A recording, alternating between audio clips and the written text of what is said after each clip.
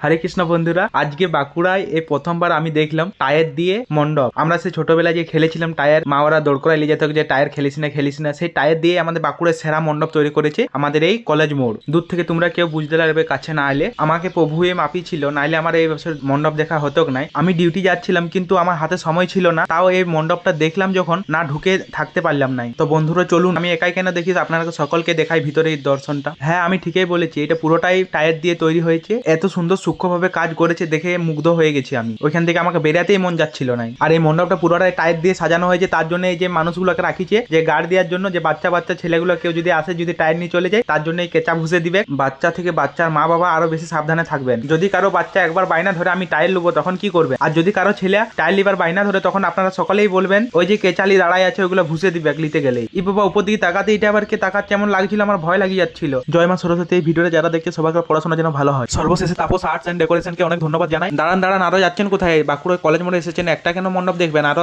সামনে অনেকগুলো মণ্ডপ আছে, সবগুলোই দর্শন করে নিন। সবাই সকলের পরিবারকে নিয়ে মণ্ডপগুলো দর্শন করে যাবেন। সকলকে অনেক ধন্যবাদ, আর আমাকে একটু সাপোর্ট করবেন।